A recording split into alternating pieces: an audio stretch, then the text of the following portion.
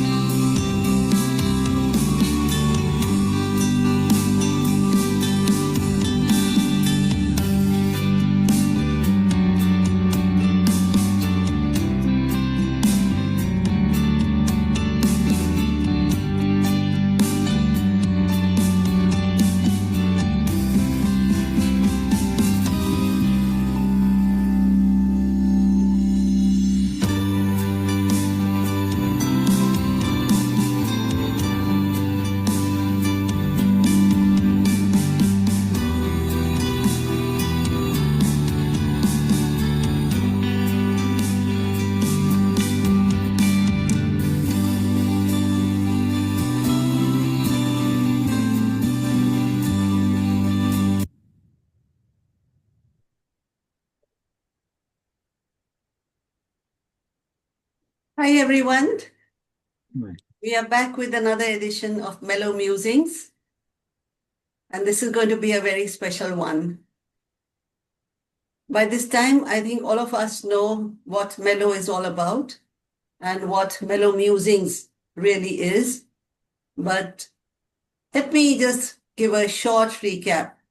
Melow is the society that we are all members of.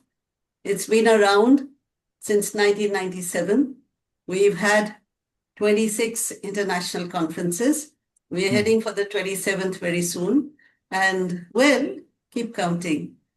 And Melow Musings is something that we've started recently, fortnightly online discussions. And today the discussion that we have is very special indeed. We have a session on, panel discussion on the Great Gatsby. Being students of literature, we all know that this is the 100th year of the publication of this landmark text. And it is but appropriate that we have a session to celebrate this particular book, this occasion, this book. So we have all the speakers out here. They'll be introduced shortly. And the format that we follow is we'll go round and then we'll have an open discussion as such. The speakers will also join in, and so will the people in the background. There is a good number of people in the background. There are more than 40 people right now. So, well, it's a good sign, and it just shows that the text is very popular indeed. All right. So we have here, we'll go in this order. We'll begin with a short introduction. I'll be giving the introduction. And by now you all know me. I'm Manju Jaidka. And well, you have to suffer me in all these sessions. Then we'll have Sunaina Jain talking about the jazz age.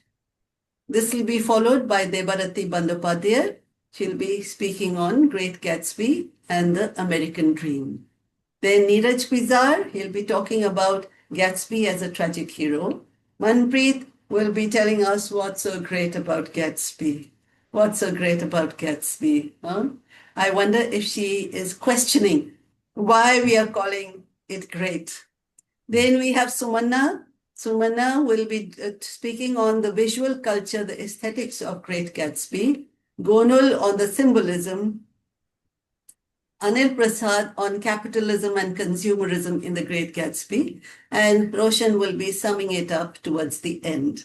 So once the speakers are done, we open it up to the people who are logged in the background. And as I told you, there are about 40 people out there. Now, The Great Gatsby, when I was thinking about it, the title for this session, the title that came to my mind was The Great Gatsby at 100. And that sounds rather mundane, doesn't it? But The Great Gatsby at 100, Dreams, Disillusionments, and the Desire to Belong. Dreams, Disillusionments, and the Desire to Belong. So this is the 19th session of Melow Musings, and we just started this year, in January. So about two sessions in a month. This is the 19th. And Great Gatsby is 100 years old. It is still holding up a mirror to our dreams, illusions, and desires. Now, when Fitzgerald wrote Gatsby in 1925, he called it a story of the foul dust that floated in the wake of dreams. The foul dust that floated in the wake of dreams. And yet, it remains a luminous book. It is one that makes us question not only the American dream, but also our own cultural myths of success, beauty, and belonging. So the panel that we have this evening will look at Gatsby. Gatsby the man, Gatsby the book, from multiple perspectives. Its social and historical context, its aesthetic form, its critique of capitalism and gender roles, and the myths that sustain it. I hope by the end of the discussion we'll see how this novel continues to speak to us about aspirations and loss, illusion and truth, in ways that are as relevant today as they were a century ago. Now, most of us are familiar with Great Gatsby, but it's possible that some have either forgotten or some have not read it. Well, it happens. There's so many things to read, and sometimes you don't really, manage to read everything that is important. Besides, this session is being recorded and it will be put up on YouTube. So so I think it's appropriate that I give a very short summary of the book. Here goes. Nick Carraway is a Yale graduate from Minnesota. He moves to West Egg, Long Island in 1922 to learn the bond business. His neighbor is Jay Gatsby. He's a wealthy and mysterious man known for his lavish Saturday night parties.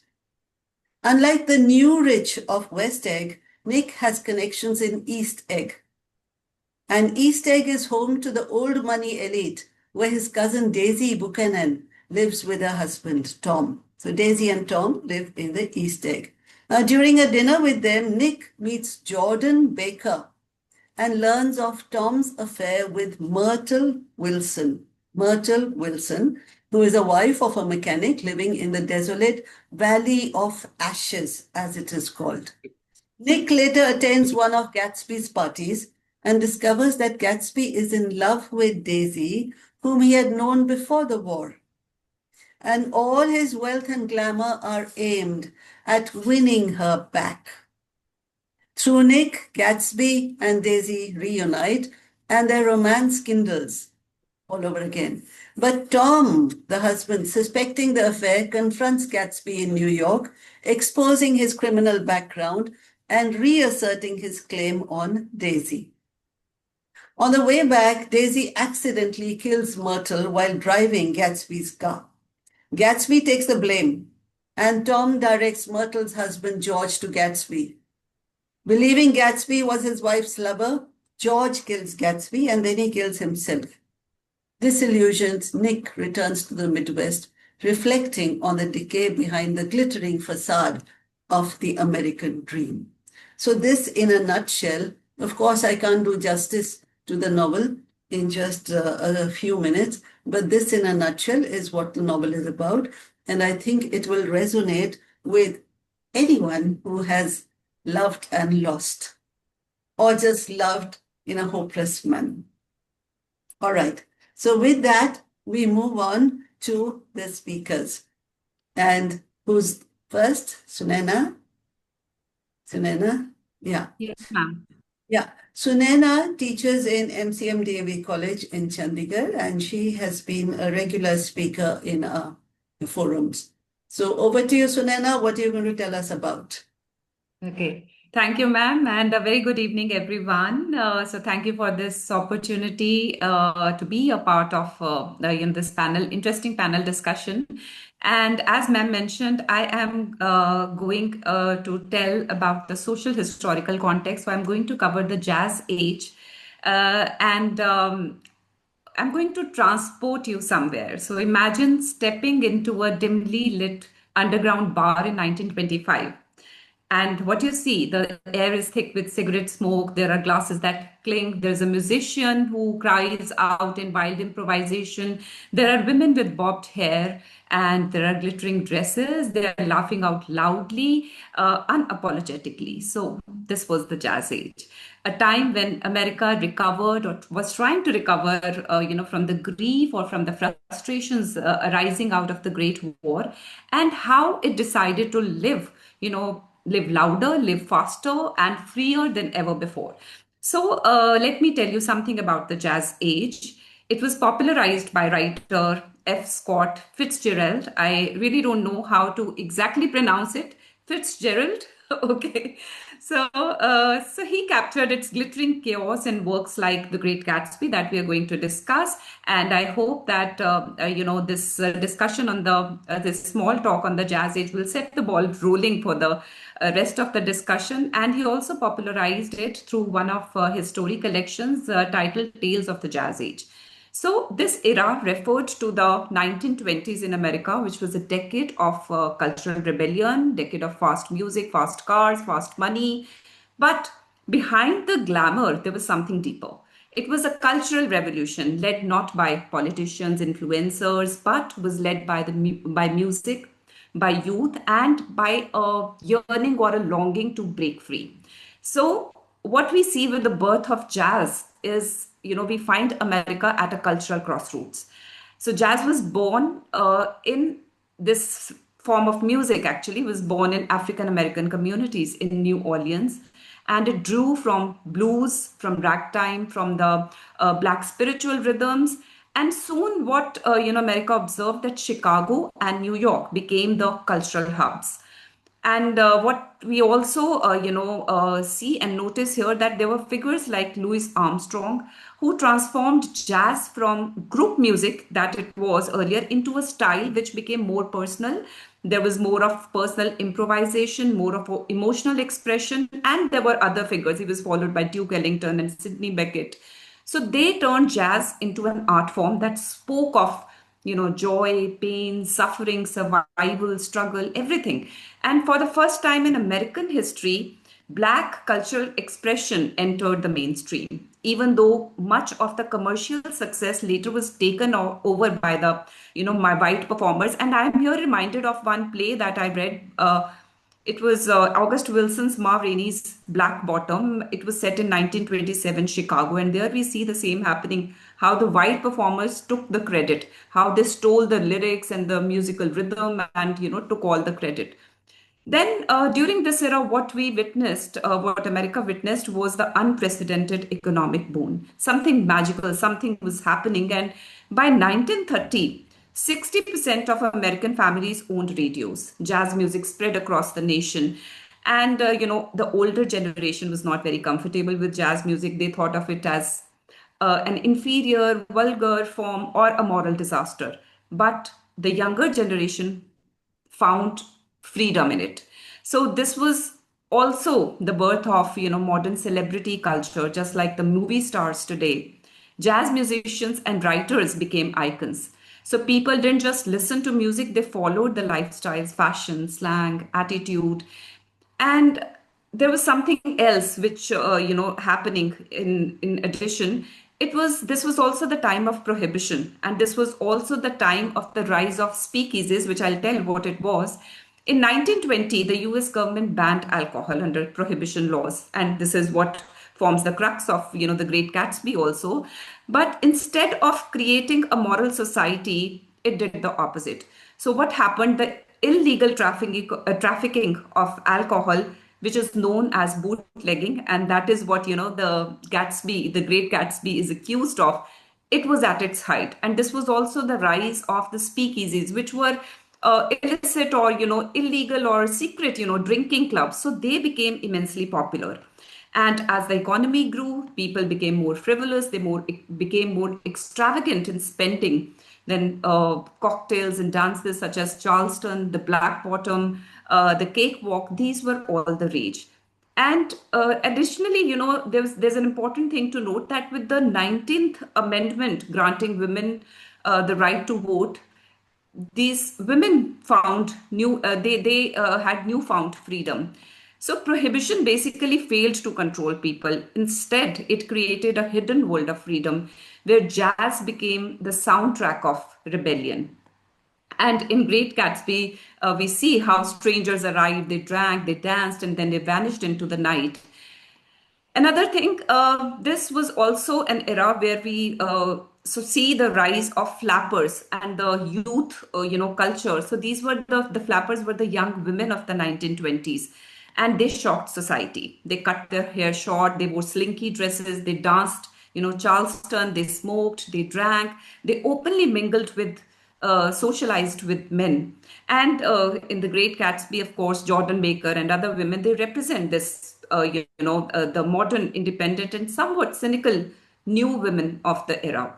So for the first time, youth culture became a force of influence. They rejected old Victorian values. They embraced pleasure, individuality, and expression. Thanks also to Henry Ford's, affordable model of cars. So mobility also became a symbol of youth freedom. Cars, took the youth to speakeasies, to the nightclubs, to the jazz performances. And yes, this is what we observe in the Great Gatsby also. Now, coming to the jazz age in literature, we have talked about the jazz musicians, how they were rewriting music, but at the same time, writers like F. Scott Fitzgerald, Ernest Hemingway, and Gertrude Stein, they were rewriting literature. They were called the lost generation, young Americans who were disillusioned by the emptiness, the hollowness, the frustration resulting from World War One. And Fitzgerald famously said, the parties were bigger, the pace was faster, the buildings were higher, and the morals looser. So novels like The Great Gatsby didn't just describe the jazz age, they exposed its glittering, chaos and the loneliness and desolation underneath. So the Roaring Twenties or the Jazz Age, it wasn't just about parties, it marked the birth of modern America. For the first time, more Americans lived in cities than in the countryside. We also, this was the time of the Great Migration also, when a lot of African Americans were moving to, cities like New York and Chicago. Cars, radio, cinema, credit shopping, these created a new consumer culture. Hollywood exploded, and there were stars like Charlie Chaplin who were coming of age, how they became global icons. And Harlem, as we all know, Harlem Renaissance, it became a cultural mecca where jazz, poetry, and black art flourished and flourished like anything. So, in a way, it was the first modern decade, and it was a preview of the world that we live in today. But this age of rebellion also sparked backlash. Now, in 1925, something happened. There was a teacher, John Scopus, who was taken to court for teaching Darwin's theory of evolution because it went against biblical teaching. So this wasn't just a trial, it was a cultural showdown because between old America and new America, between faith and modern science, between tradition and rebellion. So this very tension, defined the jazz age. And the jazz age was more than music and parties. It was a turning point where youth challenged tradition, black culture, shaped American identity, and it was a modern life with all its thrills, anxieties, And this is how it was born. So if we look closely, if we see that today's world, celebrity culture, rebellion through music, social media, glamour, nightlife, urban dreams, in a way, all began here in this dazzling, chaotic, urban, this chapter of history. So to me, the jazz age wasn't just a time, it was a heartbeat, and in many ways, it still echoes. So thank you. That was all I had to say about the jazz age. Thank you, Sunaina. That was very well summed up, and you put it all very succinctly. So it's good to be reminded of what the jazz age was all about. And I remember Eliot, who was writing around that time, actually, he wrote before the Roaring Thirties, the line in the wasteland, ooh, ooh, ooh, that Shakespearean rag. It's so elegant, so intelligent. And he's referring to the jazz syncopation in this particular line. All right, so thank you, Sunaina. That was an excellent preview. And with that, we move on to the next speaker. And who is the next speaker? Neeraj, are you ready? Where are you, Neeraj? Come on to the screen, please. Yeah, there you are. So there is Neeraj, and Neeraj is an associate professor at Chitkara University. He's recently published an article on the Great Gatsby. The book should be out any time now. Yes, Neeraj, what are you going to speak on? Gatsby as a tragic hero. Go ahead. Unmute, please. Unmute, my dear. Ma'am, I thought that I came in for Neeraj. Yes, Debarati ma'am was Oh. before me. Oh, I'm so sorry. I'm so sorry. I jumped the gun, I think. Yeah. So Debarati now. The Professor Debarati is from Vishwa Bharati, Shanti Niketan. Sorry, Neeraj, you'll have to wait. One step, yeah. So I'm sorry, Debarati. I was focusing on the screen and not so much on on the list in my hand. So Debarati will be speaking now. Debarati is the Vice President of Melow, and she, as I said, is a professor at Shanti Niketan, Vishwa Bharati, and she'll be talking about Gatsby and the American Dream. So we've heard about the jazz age. Now we'll hear about the American Dream. So as a background, this is the background being built, the background partly by Sunaina and now by Debarati, before we go on to the characters and the story. Over to you, Debarati. Thank you, ma'am. We would begin with the European settlers who were escaping tyranny, political persecution, religious persecution, poverty in order to arrive in America with their aspirations and goals. And these were reflected in 1776 in the Declaration of Independence. And there we read, "We hold these truths to be self-evident that all men are created equal, that they are endowed by their Creator with certain unalienable rights, that among these are life, liberty, and the pursuit of happiness." This was the American dream at the very beginning, so to say, whatever they didn't have in Europe. If this was the past, then it lighted their path, presumably. But by 1931, James Truslow Adams, in his book, The Epic of America, had defined the past and the future of the American dream. And because of its temporal proximity to the Great Gatsby, published in 1925, I'm trying to concentrate on what Adams was saying about the American dream. He said that the American dream is not a dream of motor cars and high wedges merely, but a dream of social order in which each man and woman shall be able to attain to the fullest stature of which they are innately capable and be recognized by others for what they are, regardless of the fortuitous circumstances of birth or position. Now, I am trying to read The Great Gatsby along these lines, and what I find is, if I take up one character after the other, Then we will begin with Nick Carraway, and he was attempting to rise beyond the family business of wholesale hardware through transactions in bonds, etc. But this is restricted to the idea of the commercial success and upward mobility part of the American dream, I presume. Tom Buchanan and Daisy came from moneyed families, but even then, I think Tom's gift of a string of pearls, valued at $350,000 just before their marriage, gifted to her, it perhaps helped her get over the heartbreak regarding Jay Gatsby, her sweetheart, not being able to come to her and to marry her at that moment. For Myrtle Wilson, I think, Tom's mistress, Myrtle Wilson, dresses, a comfortable apartment, a puppy with an expensive collar, etc., would mean arriving at success in a way. I would say that her husband, Wilson, thought that getting a car would be a kind of a new beginning for the family. Against these small aspirations, if we now think of Daisy and Jay Gatsby, the evolution of the American dream might become a little clear.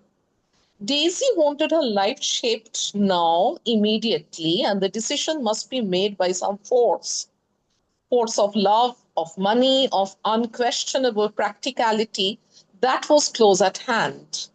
The force took shape in the middle of spring with the arrival of Tom Buchanan, and this was earlier, but in 1922, she's declaring to Nick, her cousin, I'm sophisticated, and she's laughing with a thrilling scorn, and her eyes are flashing in a defiant way, rather like Tom's, as if she had asserted her being a part of a rather distinguished secret society. She and Tom both perhaps belong to this, according to the novel.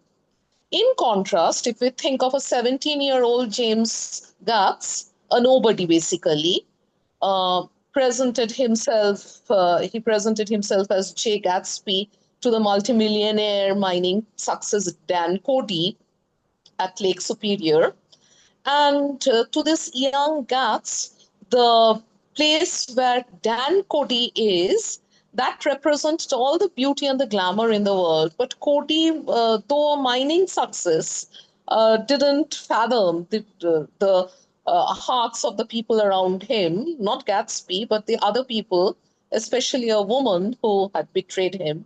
And he died, his riches were gone. Now, our young Gatsby had noticed this, but to him, Daisy, the first nice girl he had ever known, the upper class girl to whom he had given a sense of security and let her believe that he also belonged to the same social stratum, this girl he had fallen in love with. And the result was that Jay Gatsby found that he had committed himself to the following of a grail.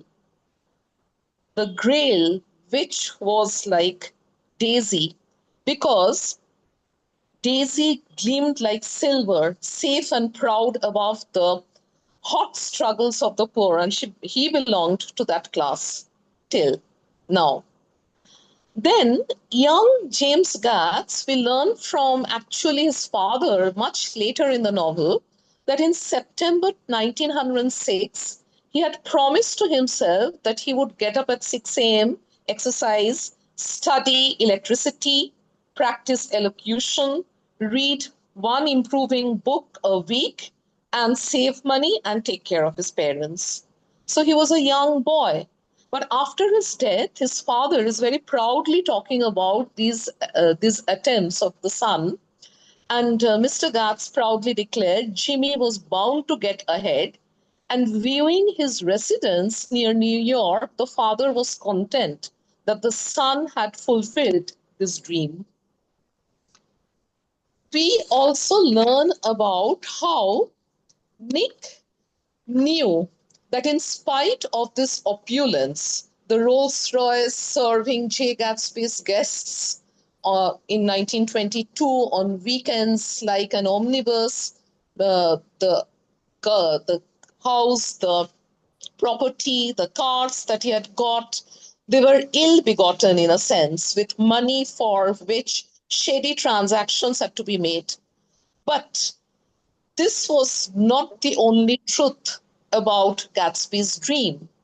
Nick knew that Gatsby's house had been that of a brewer earlier, the nouveau riche, who could not inspire the creation of a feudal estate or old money loyalty among the neighbors. Just as those who flocked to Gatsby's parties without invitation did not visit him after he had died. Nick, who had earlier declared, like a flaneur, I was within and without, simultaneously enchanted and repelled by life, actually perhaps felt the same thing about Gatsby as well. To Nick, the money and the success that Gatsby exuded represented everything for which I have an unaffected scorn. But Nick also understood eventually that Gatsby, standing at the steps of his own mansion in the middle of corruption, was concealing his incorruptible dream, the dream of love, of the grail that was apparently represented by Daisy, he thought, a dream of something intangible, perhaps, the dream that made young James Gats want to improve himself step by step to the worthy, the single dream of Jade Gatsby that Nick appreciated. Nick declared at the end, "They're a rotten crowd," I shouted across the lawn. "You are worth the whole damn bunch put together." Gatsby understood. There was a radiant smile. This was the last moment when he had seen Gatsby alive. In 1931, in the Epic of America, James Truslow Adams had critiqued the soulless pursuit of wealth and success in America, and I believe that Tom would fit right into it along with Daisy after a little persuasion had got into the situation.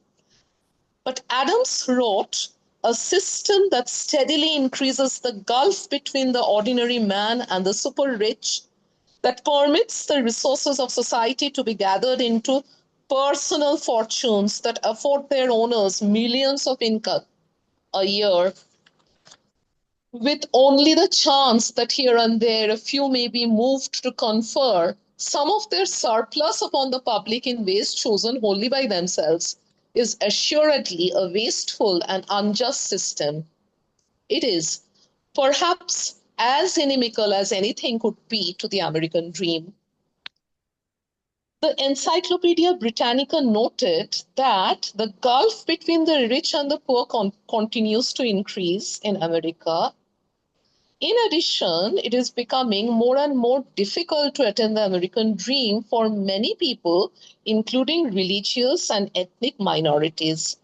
In the novel, Tom had ranted against the non-white people by referring to the rise of the colored empires by Goddard. Actually, the book was The Rising Tide of Color Against White World Supremacy by Lothrop Stoddard in 1920, a pseudo-scientific work on eugenics, which eventually meant that the Nazis adopted this idea, and we know what happened to the other people.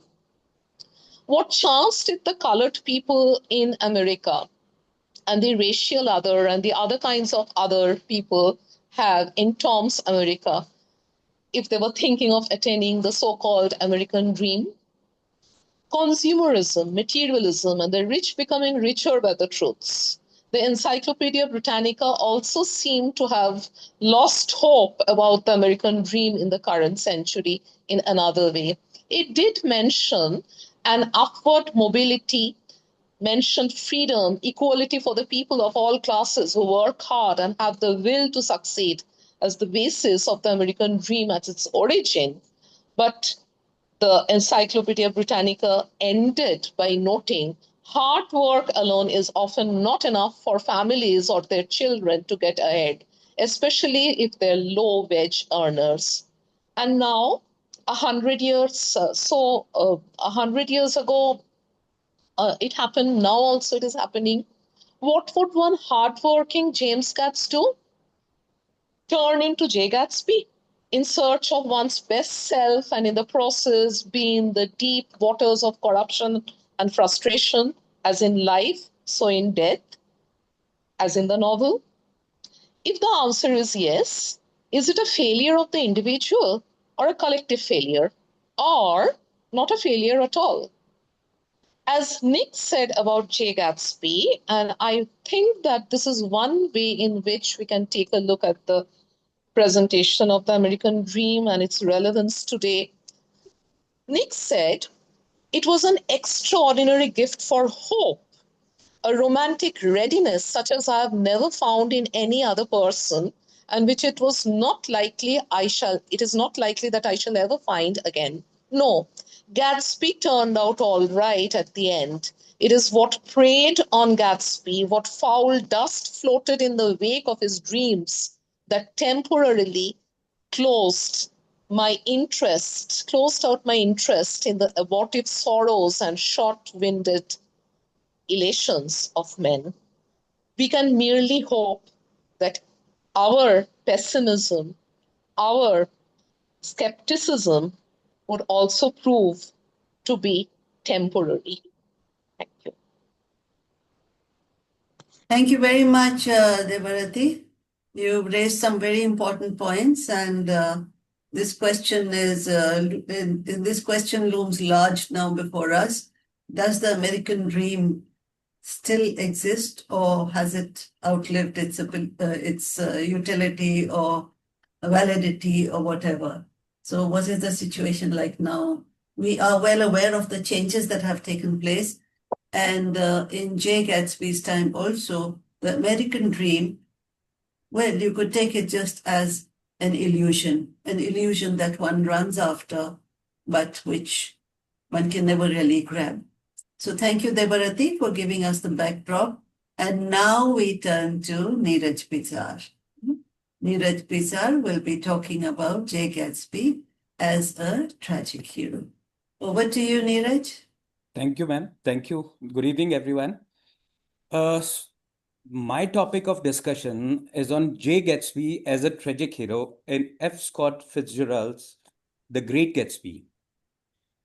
It is easy to think of Gatsby simply as a romantic dreamer or a victim of the American dream. But when we view him through the lens of classical tragedy, a more complex figure begins to emerge. Fitzgerald's novel can then be read as a modern reworking of the tragic form that Aristotle defined more than 2000 years ago. According to Aristotle, a tragic hero is a character of noble stature who is neither completely good nor evil. His downfall is not due to vice or depravity, but rather the result of an error in judgment, a hamartia, which leads to catharsis and emotional purging in the audience through pity and fear.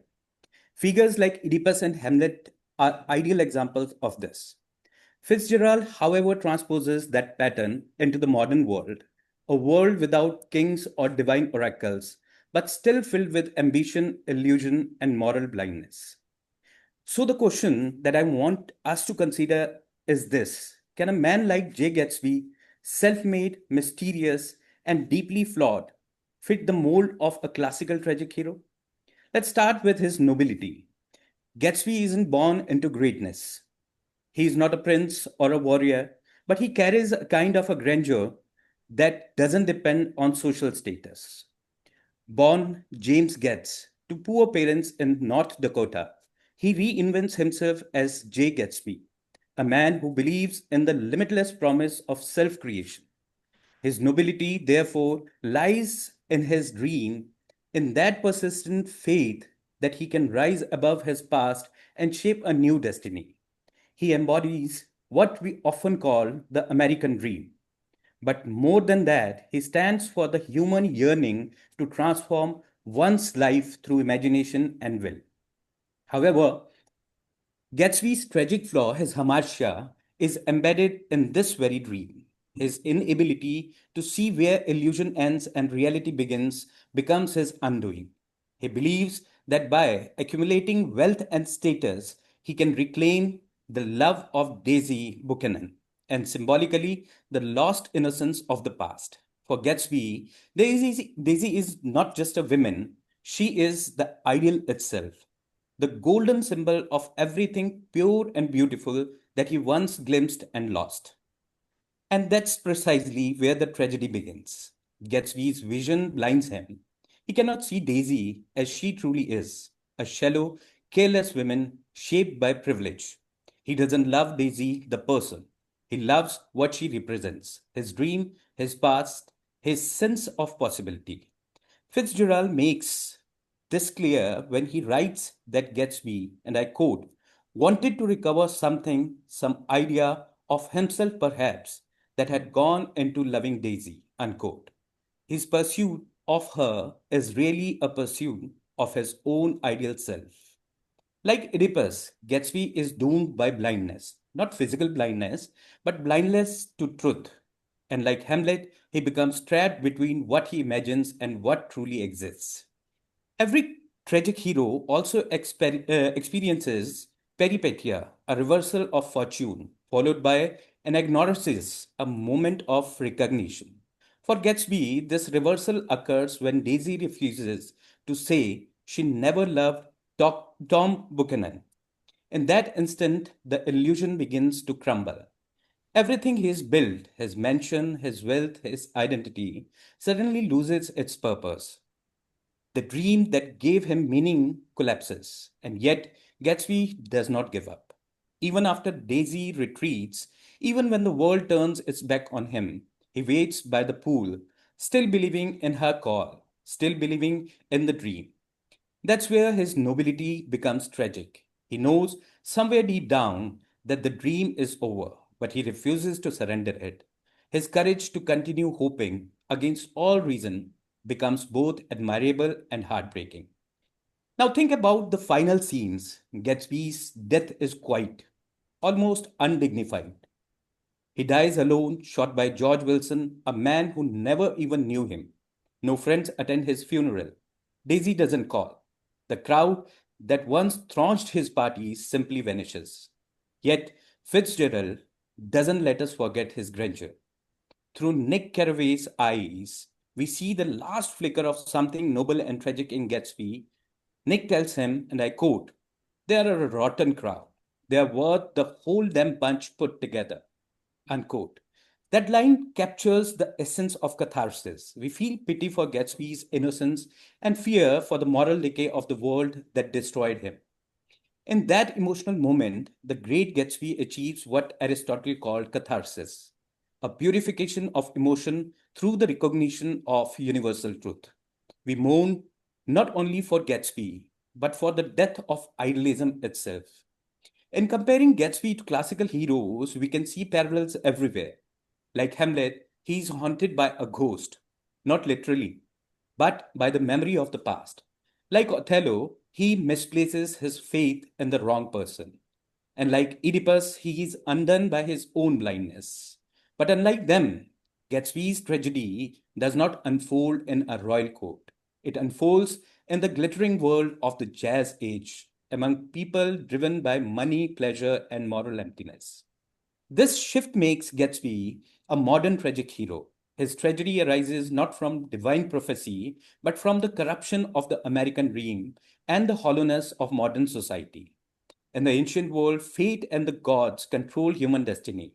In Gatsby's world, class, greed, and illusion do. And that's perhaps Fitzgerald's greatest achievement. He redefines tragedy for the 20th century. In an age without kings, the dreamer becomes the new hero.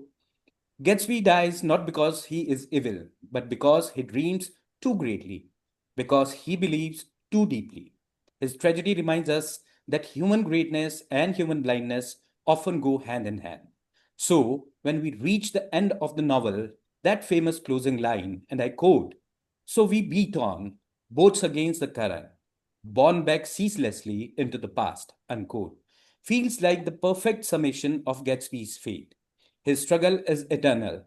It's the human condition itself, the constant striving towards a dream we can never fully reach. So, if we think about it, Jay Gatsby is not just a tragic hero of the 1920s. He's a symbol of every human being who dreams beyond their limits, who reaches for something eternal in a world that keeps reminding them of their mortality. His tragedy still feels deeply personal because we too live in a world where dreams and illusions often blur. And perhaps that's why Gatsby continues to move us. His fall purifies not just our emotions, but also our understanding of what it means to be human. Thank you. Thank you, Neeraj. That was very thought-provoking, really. We have somebody like Jay Gatsby in the middle of all that glitter and glamour, and he's compared and contrasted with a classic tragic hero. And I think you've done a great job, and so movingly. Thank you. So after Neeraj, we now go on to the next speaker. Manpreet is here. And Manpreet is also going to tell us what's so great about Gatsby. There may be some repetition, but that's perfectly fine. And we'll get another viewpoint from Manpreet. Manpreet, we all know Manpreet, Professor Manpreet Kang. She is from Indraprasth University. And she is the secretary of Melow, involved in all our activities. Over to you, Manpreet. Tell us what's so great about Gatsby. Yeah, thank you, ma'am, and good evening, everyone. And thank you for this opportunity. Though I apologize because I have a sore throat and a blocked nose and a viral fever, but I wouldn't miss this session for anything. Like Professor Jaidka just said, Manpreet, despite the sore throat and the blocked nose and the viral, you are shining on the screen. Huh? okay. So maybe it's good Yes, for that's you. true. Yeah, great. So, Because of the thank you. cold. Huh? Because of the Yeah. cold. Okay, well, thank you. Maybe I'm just all camouflaged.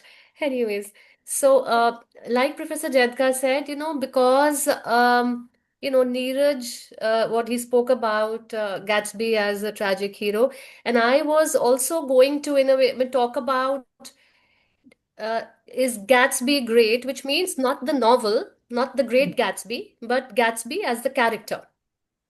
Why has he been called great? So, since some of these points have been touched by Neeraj, I also thought that's what ma'am suggested to speak on something else. Well, very briefly, I'll also talk about another topic which is more recent, and I realized that nobody really is speaking about it. And one of the speakers who was speaking on masculinity had to opt out. So I'll be very briefly going over, what I had wanted to say about Gatsby being great, and then maybe talk about the second topic. Well, we've all talked about how Gatsby's, how he was chasing a false dream and he achieved success or money or riches by means fair and foul, and ultimately, which, results in his death and in a way failure. So why is the novel not titled Gatsby the Failure? Why Gatsby the Great Gatsby? So we often have this discussion in class also. Uh, so just to go back to what Professor Debarati was talking about, the American dream. The American dream spoke about hard work, achieving, what you dreamt of through hard work, dreaming big, the early forefathers who came, you have to have that spirit of adventure and the forever moving frontier. You're never satisfied. You constantly strive for more. That never say die spirit, where nothing is impossible. And ambition, you have to be self-made, and that was one of the very defining characteristics of America, early America particularly. It was a new country. You did not achieve success, or you were not somebody because you belonged to so and so, such and such family, or because you had to prove yourself. You had to be self-made. And if you were smart, which of course in the American sense, in smart up there, and you have personality, like, we see all of that. Again, of course, a critique of the American dream in The Death of a Salesman. You could achieve anything. Though, of course, we again see that most of the writers critique the American dream. So these are some of the characteristics of, the American dream, which Gatsby, as a character, he had in him. So that's what, in my eyes, makes him great. Coming from a small village, which we had Neeraj described to us, the lofty dream he had, and where he reached, the gumption, and he rose to the top in terms of materialistic success. It was a typical rags to riches story, which America is known for. And, the unwavering hope, which Neeraj just spoke about just now, he called it the limitless possibility of, hope. What did you say? Something about hope, I just noted. This gift of, Nick saying that Gatsby had the extraordinary gift of hope. So, this hope which he never lost. So, these are some of the characteristics which make Gatsby really great.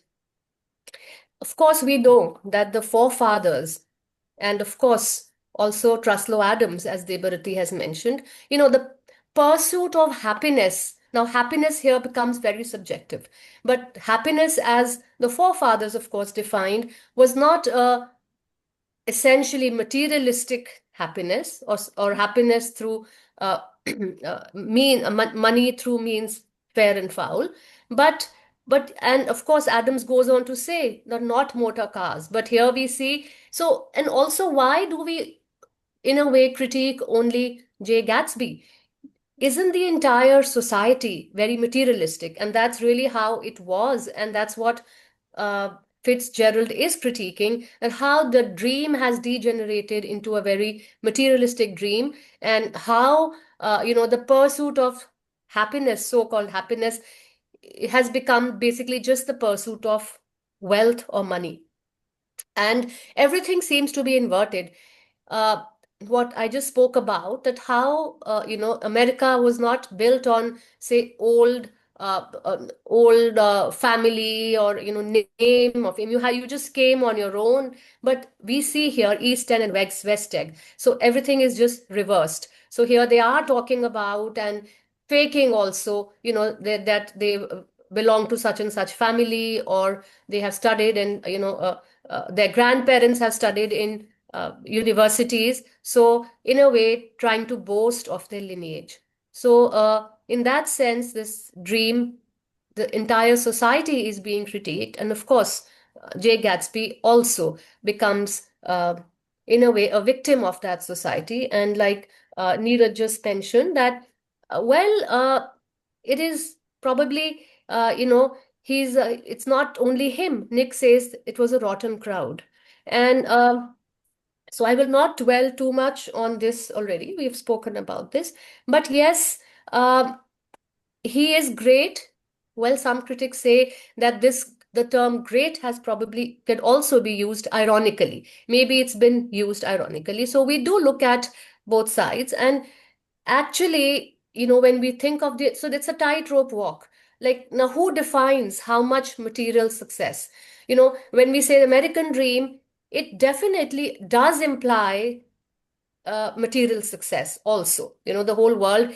And we say, well, have things changed?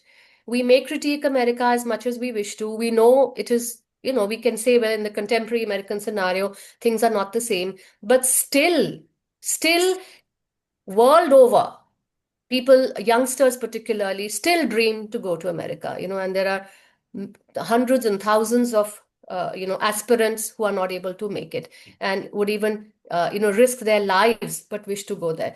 So that dream continues. So, ma'am, could you just let me know when I have a minute left? I'll just move on quickly. Please carry on. Okay. Thank you. So, even though he was, well, ironically or so, I would say, like Neeraj said, I would say he just had the American dream. He dreamt too big, like Faustus, the overreacher, who was doomed in a way, and was so ambitious that finally that led to his doom.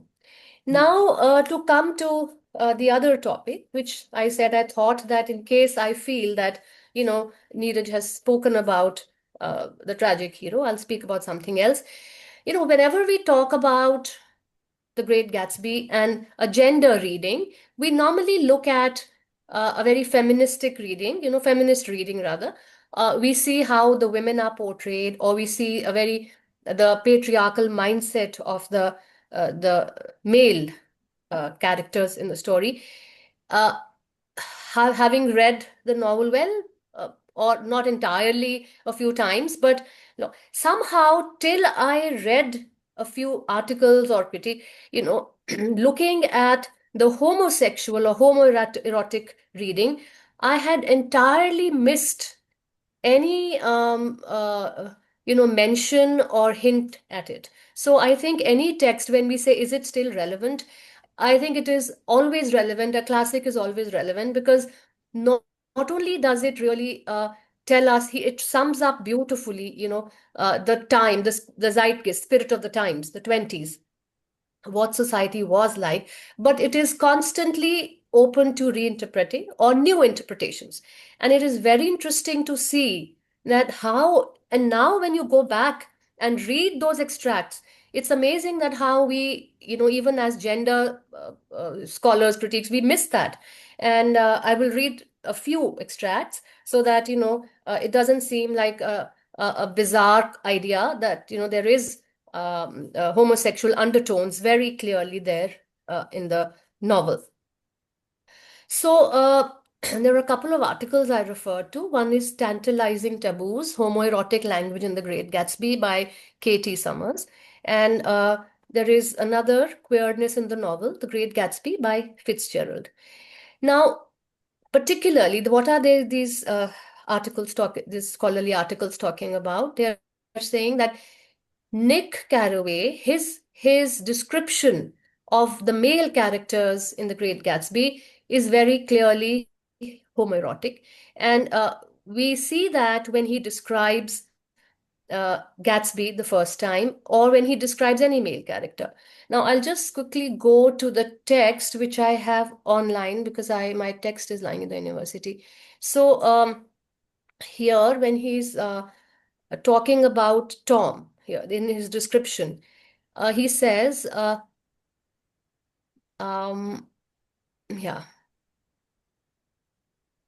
Why is this looking different? Your page 41. Just give me a half a minute. Yeah.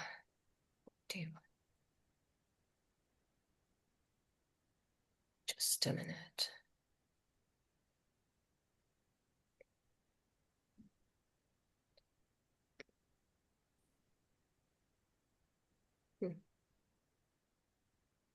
Sorry for that. Okay, so now this is not his description of Tom. That is also there, but here this is when they are leaving some of these people who have attended Tom's party, where Myrtle, this make-believe little home which Myrtle and Tom Buchanan have. It's after that. They're going in the elevator. Come to lunch someday, he suggested, as we groaned down in the elevator. Where? Anywhere.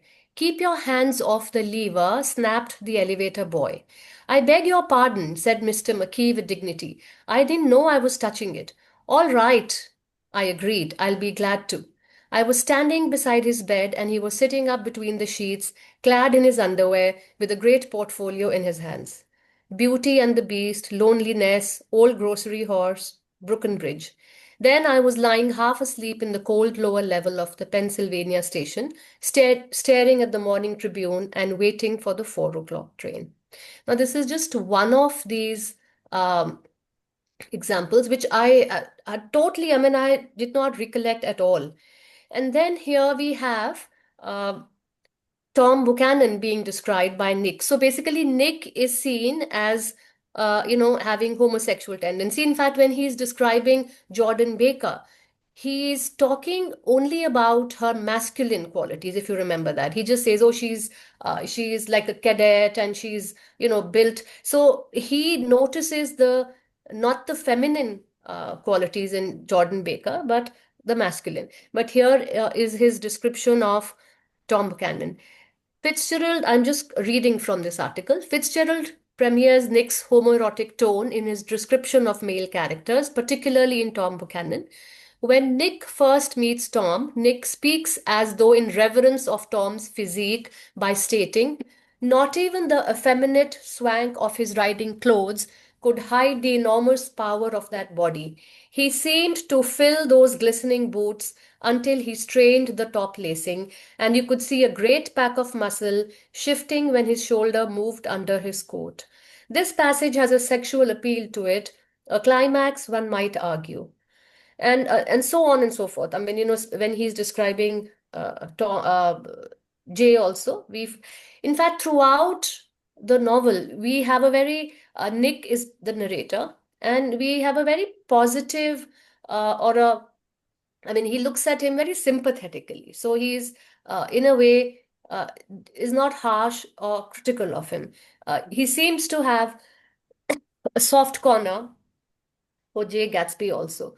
And, and when he says here, then when he dropped off and finishing the word with boots, by primarily setting a homoerotic tone for Nick's description, it is natural to assume that this phrase should be an innuendo or euphemism.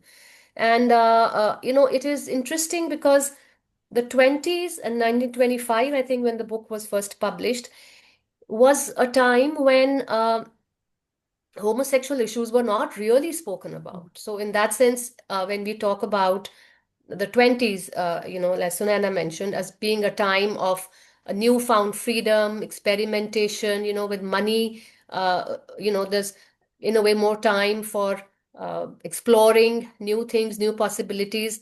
Well, this novel seems to be way ahead then of its times, and though not very overtly, like we find in many other poets or writers, 20s we have, or even before, we have Whitman, and we have, who else? Many others, very sometimes subtly, sometimes obviously referring to homosexuality. We do have references of homosexuality in this novel.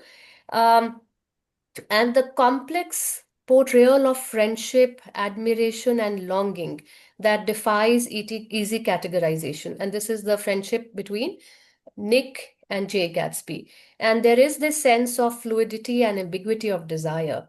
And there is this admiration, intimacy, and yearning, which one of the critics talks about.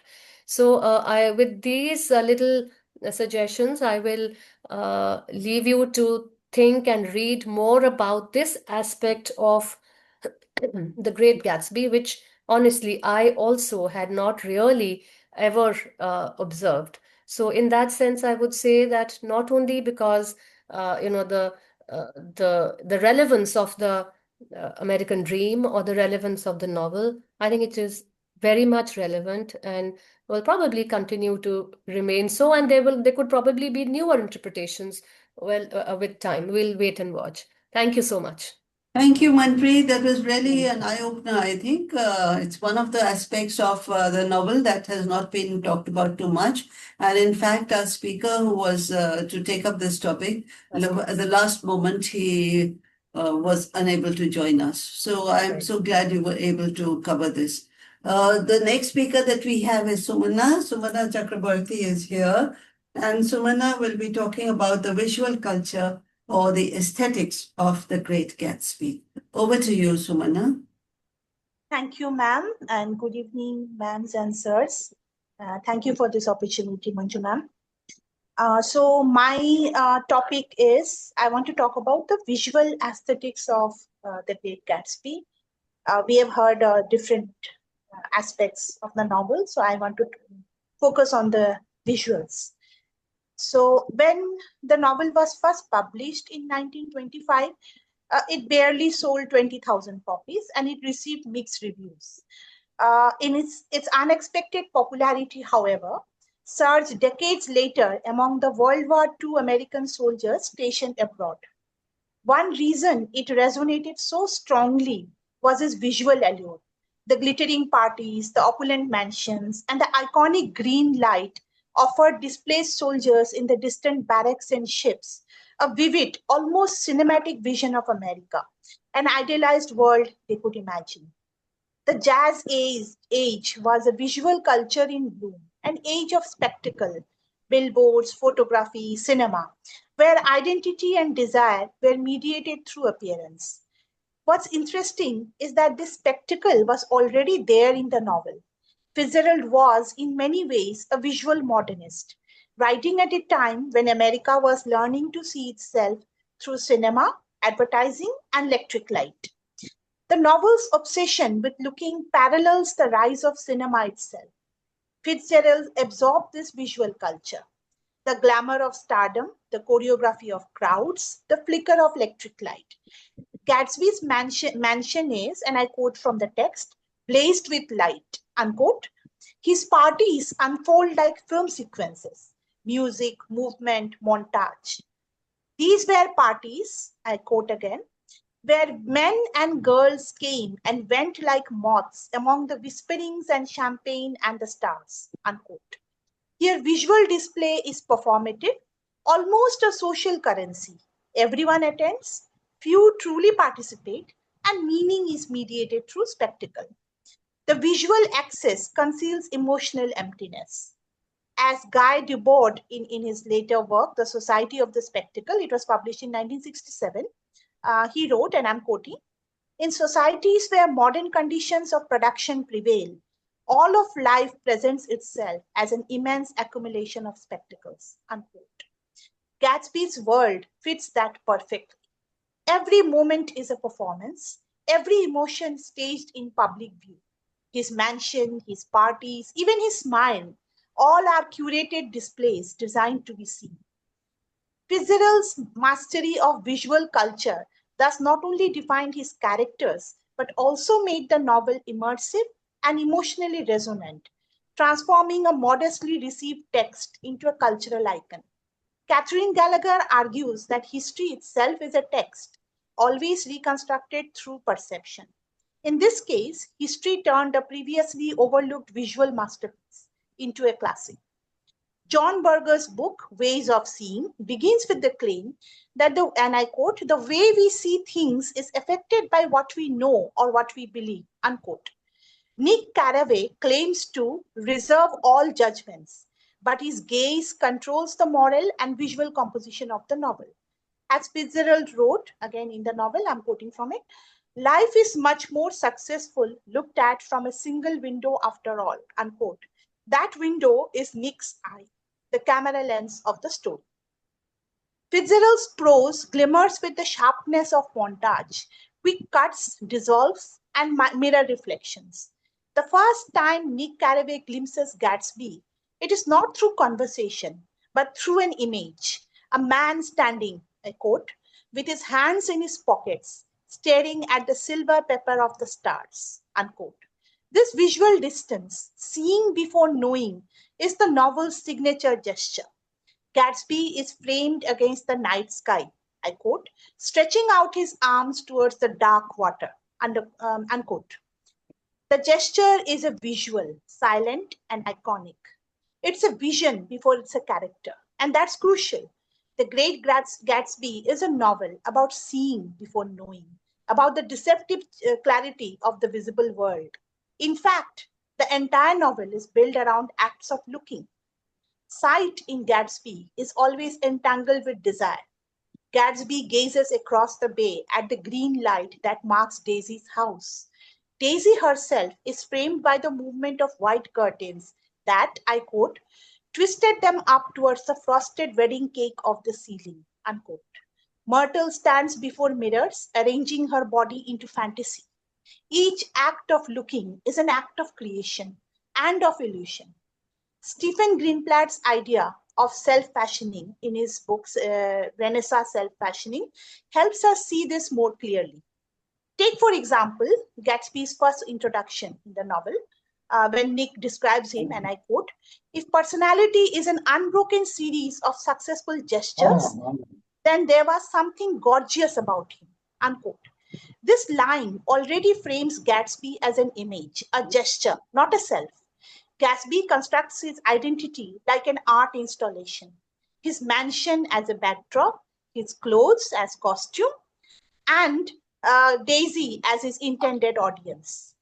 Gatsby fabricates a visual version of himself, embodying an American fantasy of upward mobility. I'm quoting another critic, Sarah Churchwell, who wrote that Fitzgerald transforms the modern world of image and illusion into art, unquote. The novel's enduring appeal, then, is just not thematic, it's aesthetic. Its visual language invites us to see the world through a lens of longing. When Nick describes Gatsby's smile as one of those, and sorry, I quote, one of those rare smiles with a quality of eternal reassurance, unquote, he's describing the close-up that seduces, the illusion of intimacy that is just superficial. Gatsby's tragedy lies in that confusion. He believes he can materialize the image, turn the dream into substance. As critic Lois Tyson observes, Gatsby's downfall lies in mistaking a symbol for reality, the green light for Daisy, the image for love, unquote. When Gatsby reaches towards the green light, he confuses image with reality. The light glows, but it never answers back. In the end, The Great Gatsby teaches us that modern identity itself is a visual performance. Gatsby invents himself through costume, gesture, and gaze. He is both the actor and the audience, trapped in the flicker of his own projection. As Nick observes, I quote, he smiled understandingly, much more than understandingly. It was one of those rare smiles with a quality of eternal reassurance, unquote. Even sincerity here is staged. Nearly a century later, the novel continues to shimmer in our collective imagination because we too live in Gatsby's world, curated, filtered, endlessly watched. In our current era of curated nostalgia, Gatsby's aesthetics reminds us that spectacle and longing are timeless companions. We scroll through illusions, chasing our own green lights across the digital bay. Fitzgerald's vision has become our own. The screen replaces the horizon, and the dream still remains beautiful and unattainable. Thank you, ma'am. Thank you, Sumana. Thank you, Sumana. You have kept the time very well, and honestly opened up a new window for us to look into, talking about the novel as a visual performance. True, it is a kind of visual performance. And honestly, I sometimes wonder what that age must have been like, when there is just revelry all around. Okay, so from there we move on. And who's the next speaker? Yeah, we have Sumana. So we have Gonul Bakay, who will be talking about the symbolism in Great Gatsby. Gonul Bakay has logged in from Istanbul. We are so happy to have you in our midst, Gonul. And we wish you would join us more often. Thank you. Yes, Gonul. Yes, please carry on. Sure. Symbolism in The Great Gatsby. A symbol is an object, person, or place that represents something else and beyond its literal meaning, often something abstract. In The Great Gatsby, F. Scott Fitzgerald masterfully employs symbolism through places, names, colors, and objects to reveal hidden meanings about American society, personal identity, and the illusion of the American dream. One of the most important symbols in the book is the eyes of Dr. T.J. Ecklenburg. The eyes of Dr. T.J. Ecklenburg, depicted on a faded billboard overlooking the Valley of Ashes, carry complex symbolic weight. To Nick, they evoke the haunting waste of the past, irretrievable yet lingering, just as Dr. Ecklenburg's medical practice is now defunct. Gatsby's own eyes are sometimes likened to Ecklenburg's, watchful, empty, and melancholic. The eyes are also interpreted as a symbol of godlike presence that sees everything, silently observing the moral decay of society. Symbolism of locations. Westlake symbolizes new money, wealth recently acquired, often through dubious means, by J. Gatsby, lives here embodying the self-made man. Eastlake symbolizes old money and inherited privilege. Tom and Daisy Buchanan reside here, representing social elitism and entrenched aristocracy. Despite Gatsby's enormous wealth, he can never truly belong to Daisy's world. The geographic divide between East Egg and West Egg reflects the rigid social stratification between the wealthy elite and the ambitious outsiders. Ultimately, Daisy chooses security over love, reinforcing the idea that social class triumphs over passion. The Valley of Ashes serves as a dark contrast to the opulence of the eggs.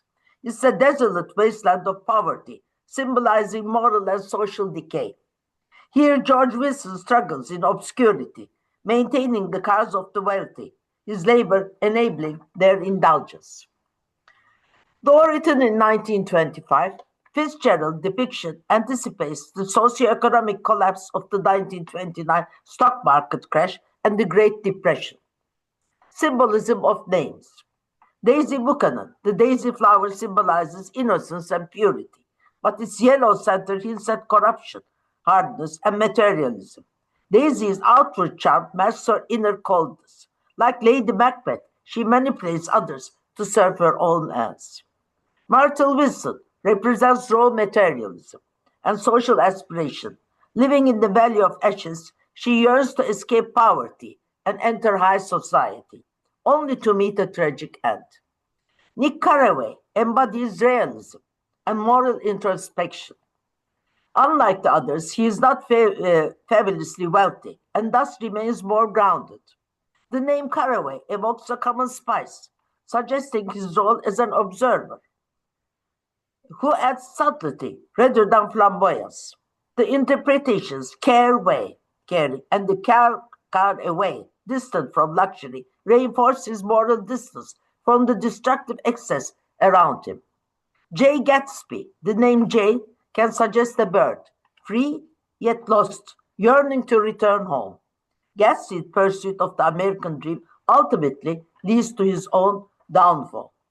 Tom Buchanan. Buchanan is a Scottish clan, suggesting tradition and land ownership. It evokes President James Buchanan, often criticized for weak leadership. While President Buchanan opposed slavery, Tom upholds racist and nativist views, asserting the decline of the self-made man and the dominance of hereditary privilege. We also have Mayor Mozart, a friend of Gatsby's, who is involved in gambling and illegal alcohol sales. And he symbolizes moral corruption. The close relationship between Gatsby and Mozart offers an insight to the true nature of Gatsby's wealth. Automobiles and lavish parties. Cars and parties represent modern progress, luxury, and excess, but also carelessness and destruction. Gatsby's yellow Rolls Royce becomes a harbinger of death, emphasizing how wealth can be deadly. Driving recklessly mirrors the character's moral recklessness. The extravagant parties, while dazzling, are ultimately empty and destructive. Color symbolism. Fitzgerald uses color symbolism throughout the novel to deepen his critique of the American dream and explore character psychology. While meanings can vary across cultures, the recurring colors in the novel evoke consistent themes.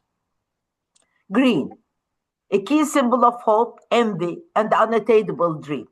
The green light at the end of Daisy's Dock, mentioned 5 times, embodies Gatsby's yearning for a future that remains out of reach. Green also represents life and death, the vernal green of life and the livid green of death.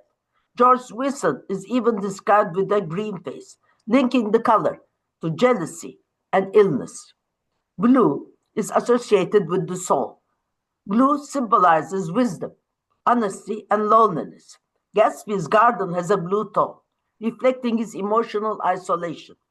Dr. Eggenberg's eyes are blue, suggesting divine watchfulness. Tom's blue coupe reinforces cold detachment. Yellow, signifying wealth, deceit, and superficial glamour. Gatsby's yellow car, yellow dresses, and Jordan Baker's golden hair all point to the glittering but hollow world of high society.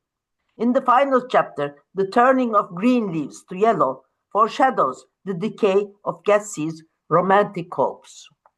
Red is a color of passion, danger, and violence.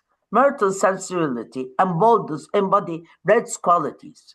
The red circle in the pool of Gatsby's blood after his murder links love to death and undiscovers the fatal consequences of idealism. Underscores the fatal consequences of idealism. Black is a symbol of despair and sorrow. Black tears appear on Daisy and the cigarette at Gatsby's party. Phrases like black beach and black morning juxtapose darkness with images typically associated with light and innocence, intensifying emotional dissonance. Tom's blueback knuckles after allegedly beating Daisy represent the chaos and violence beneath the surface of the privileged lives. In The Great Gatsby, Fitzgerald uses symbolism, not just as a literary device, but as a mirror reflecting the fractured ideas of the American dream. Through colors, names, locations, and objects, he exposes the illusions of wealth, love, and social mobility. These symbols weave together a portrait of a society driven by desire and haunted by disillusionment. Ultimately, the novel reminds us that behind every glittering surface lies a deeper truth, often uncomfortable and often tragic. Thank you. Thank you, Gonul. That was really very interesting. You talked about all the characters and all the colors that have been used and how they become symbolic of the story that is being narrated to us. The Great Gatsby, his world, it all becomes a mirror reflecting the American dream. Thank you, Gonul, and I'm so glad you could join us today. Now, we have heard, and you must keep connected with us, right? So we have heard different aspects of The Great Gatsby. We began with the jazz age, the American dream, then the hero, tragic hero. Was he a tragic hero, or is there some homoeroticism in the story, in the characters? We talked about the visual culture, the symbolism, and now we come, last but not least, we come to the senior-most person here on the screen, and that is Professor Anil Prasad. Professor Anil Prasad has a very illustrious career. He's traveled across the world, taught in many different places, and now he is settled. I think he's settled, but somebody like him will never be settled. He'll always be roaming around, like one of those scholar gypsies, and he is based in Patna. So we have Professor Anil Prasad, who joins us pretty often in all our discussions. And Professor Prasad will be telling us about capitalism and consumerism in The Great Gatsby. Capitalism and consumerism in The Great Gatsby. Over to you, Professor Prasad. Thank you very much, Professor Jaidka. Good evening, everyone, the distinguished panelists, audience members, and fellow readers of literature. I'm sorry for my sore throat, and I have been laid up with fever for the last 2 days. But you're looking fine. You're looking fine, and you're sounding fine. But if I cough in the middle, I'm sorry for that. That's okay. So, when we think of The Great Gatsby, many initially recall the glittering parties, the champagne, the jazz music, and that iconic green light across the bay. But beyond the spectacle lies a deeper and far more unsettling narrative, the story of capitalism, shaping desires, identity, even morality. Not merely set his novel in a world of wealth. He epitomizes that wealth. In fact, he shows us that capitalism is not just an economic structure, but a cultural psychology, one that teaches individuals to measure their worth through consumption. Gatsby doesn't just love Daisy. He wants to own the social possibility she represents.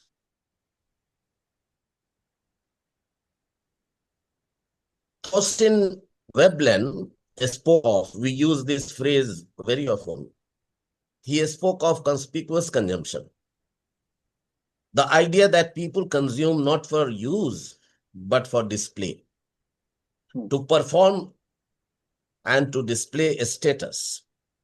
Gatsby's mansion, his imported shirts, his yellow car, just referred to by the previous speaker, all become products in a grand social exhibition.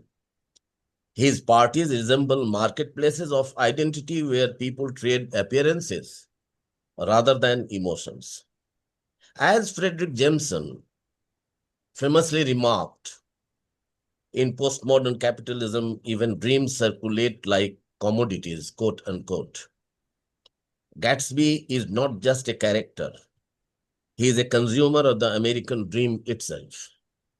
A man who purchases hope in the form of silk shirts, orchestras, and manicured lawns, believing that capital can rewrite the past. And here is the tragedy. Capitalism allows desire but denies fulfillment.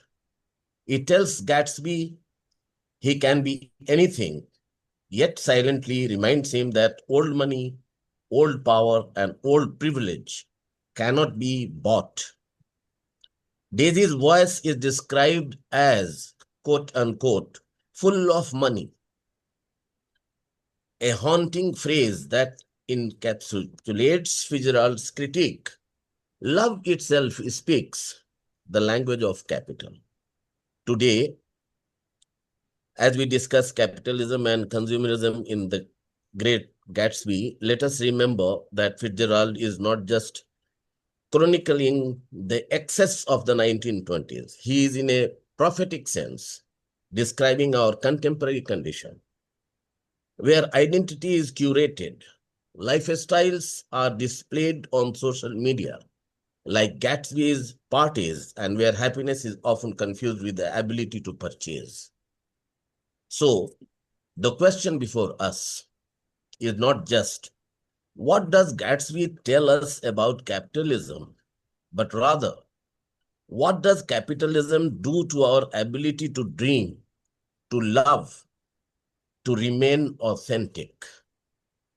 With that framing, I begin my discussion to explore how Fitzgerald transforms a glittering love story into a powerful critique of consumer culture and the commodification of human desire. With illustrations from the text and reflections on why its message still resonates in our 21st century world, I go. The 1920s in America were defined by economic boom and cultural change. The First World War had just ended and a spirit of reckless optimism pervaded. Advertising, credit, and mass production fueled new consumer desires. Fitzgerald himself, in his essay later collected as The Crack-Up, published in 1945, described the decade as one of, quote unquote, intoxicated prosperity.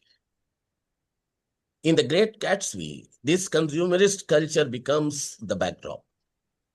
Gatsby's mansion is filled with, quote, a tower on one side, a spanking new under a thin beard of raw ivy, and a marble swimming pool, and more than 40 acres of lawn and garden. Unquote. This is in chapter 1. His parties overflow with champagne and stars, quote and unquote, yet most of his guests do not know him personally. The spectacle mirrors a society where identity itself is purchased and displayed. Critics like Sarah Churchwell and others argue that Fitzgerald's novel is inseparable from the cultural moment of reckless consumerism. Capitalism promises equality of opportunity, yet Fitzgerald underscores the persistence of hierarchy. East Egg, with its white palaces, represents old money, inherited privilege, and unshakable class security. West Egg, through wealthy is, quote unquote, less fashionable home to self-made figures like Gatsby. Despite Gatsby's spectacular success, he can never penetrate East Egg society. Daisy and Tom belong to an exclusive class immune to his efforts. When Tom sneers, quote, I suppose the latest thing is to sit back and let Mr. Nobody from nowhere make love to your wife, unquote. Chapter 7. He reveals the entrenched class prejudice that no wealth can overcome. Here, Fitzgerald critiques capitalism's false promise. Money alone cannot dissolve inherited hierarchies. The illusion of social mobility is exposed as a myth. Fitzgerald shows how consumer culture infiltrates even love and intimacy. Daisy is not only loved by Gatsby, she is possessed as a symbol of wealth. Her voice, Nick observes, is full of money, quote unquote. An unforgettable phrase. Gatsby himself equates winning Daisy with winning success, and he measures his dream through material tokens: the house, the car, the shirts, the proudly throws before Daisy until she, quote unquote, she sobbed stormily. This is what Frederick Jameson is in postmodernism, or the cultural logic of late capitalism, would later call the commodification of desire, when human relationships are mediated through goods. Gatsby's pursuit of Daisy illustrates how consumer culture reshapes even the most intimate dreams into material acquisitions. Perhaps Fitzgerald's sharpest critique comes in The Valley of Ashes, a grey wasteland between West Egg and New York. It is, quote, a fantastic farm where ashes grow like wheat into ridges and hills and grotesque gardens, unquote. It is in chapter 2. Here live George and Myrtle Wilson, representing the working class excluded from the glamorous consumer paradise. This imagery recalls T.S. Eliot's The Wasteland. Another modernist indictment of modern life's spiritual barrenness. The Valley of Ashes suggests that capitalism's glitter rests upon human exploitation and environmental decay. The novel also critiques how capitalism generates corruption. Gatsby's fortune stems from bootlegging and illicit deals, as revealed by Tom in chapter 7. Mayor Wolfram, modeled on real-life gangster Arnold Rothstein, is described as man who, quote, fixed the World Series back in 1919, unquote. Here, Fitzgerald reveals capitalism's dark underbelly. Success is often rooted in crime, manipulation, and fraud. The veneer of respectability in East Egg is built upon hidden corruption. The American dream promised self-made success, equality, and happiness. Gatsby embodies this ideal. To quote, an extraordinary gift for hope, a romantic readiness, unquote. Yet his dream becomes corrupted, reduced to wealth and possessions. Nick tells us, quote, he had thrown himself into it with a creative passion, adding to it all the time, decking it out with every bright feather that drifted this way, unquote. But the dream collapses, not because Gatsby fails to work hard, but because capitalism and consumer culture distort it into mere accumulation. As literary critic Matthew J. Broccoli notes in Some Sort of Epic Grandeur, the life of F. Scott Fitzgerald, Gatsby is a tragic figure precisely because his incorruptible dream is corrupted by the society he inhabits. Tom and Daisy epitomize what Fitzgerald detests: wealthy, careless, insulated from consequences. After Myrtle's death, they vanish, leaving Nick to conclude, quote unquote. They were careless people, Tom and Daisy.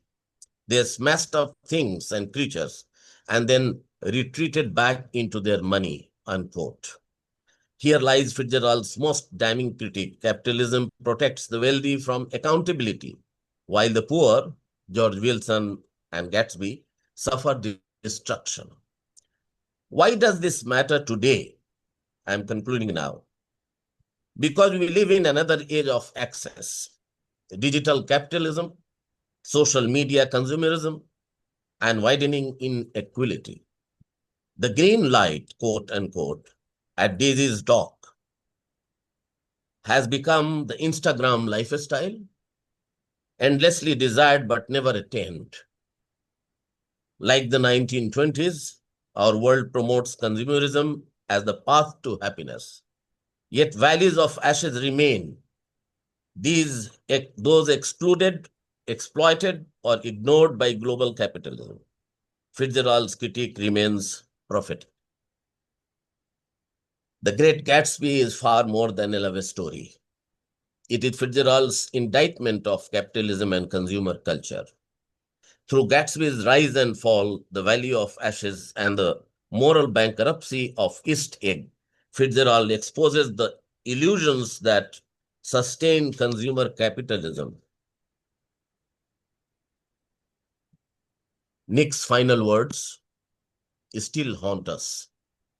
Quote, "So we beat on, boats against the current, borne back ceaselessly into the past," unquote. They remind us that the dream, whether American or global, can so easily be consumed by consumerism itself. Thank you very much. Thank you, sir. Thank you, Dr. Prasad, because you very effectively tied up all the ideas that were put forward earlier and integrated them with the geographical landscape, the East Egg on one side, West on the other, and the Valley of Ashes in the center. And I think in the earlier talks, we did not give sufficient attention to the Valley of Ashes, which you focused on. Now, you mentioned T.S. Eliot. You mentioned T.S. Eliot when you talked about the Valley of Ashes. Yes, Westcliff. And yeah, Yes. I was also reminded of the connection between J. Gatsby and J. Alfred Prufrock. Because just as J. Gatsby is an outsider in this world of glitter and glamour and wealth, he tries to be part of the world, but part of this world, but he's still an outsider. So it's very much like Alfred Prufrock, who feels like an outsider in the room where women come and go, talking of Michelangelo. He imagines himself like a worm, pinned onto the wall and so on, as if he's absolutely exposed before them. So there is a certain similarity, and particularly because these two characters were created at about the same time. And Eliot was influenced by the jazz age, the jazz music, and whatever was happening in the consumerist, in the capitalist society. So thank you very much, Dr. Anil Prasad. Okay. And we've been talking about the symbolism and the colors and so on. I want you to have another look at the poster that Ishtiaq made for us. Ishtiaq, are you there? Will you please share your screen and show us the poster once again? It is amazing. I think it is amazing. You have the eyes of E.J. Eckelberg on top. And I looked at it. I looked at it and I felt it, but I was in a very bad shape till yesterday. Oh, So I'm so glad you're well enough now. But you see, the lower part of the picture has not come in.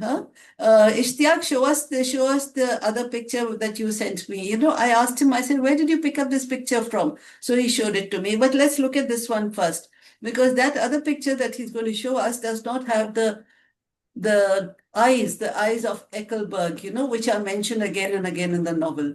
So look at the green light, look at the lighthouse, and show us the other one now, Ishtiaq. Yes. Just give me a second, ma'am. Yeah, you mailed it to me? Or WhatsApped it to me? Yeah. Yes, just give me a second. Share that, please. Mhm. Yeah, this is it. So It's here, beautiful. you It's have beautiful. East egg on one side and It's West beautiful. on the Just other, very and you have those two characters in between. You have Daisy yes, and you have Jay Gatsby. yes. And that is the Valley of Ashes. And I think it's a very evocative picture. And then, that in the center, is it the sun or the moon or whatever? It looks more like a whirlpool. You're trapped in this culture of consumerism and capitalism, just as Jay Gatsby was trapped. And well, there's no getting out of it. Thank you, Ishtiyaq, for the poster that you made and for Very bringing good. this Very good. picture before us. So you may Thank you so stop much, ma'am. sharing the screen now. And show your Mm, face, please. Show your face so that everyone can see who this young man is. Yeah, here is hello. Ishtiyaq, and he does these posters for us. And what about the young lady who's going to help you now with the posters? Is she here? Yes. Yeah, What's I her think name? Asmita is here. Asmita? Asmita. Asmita? Yeah, Good here is evening, ma'am. Asmita.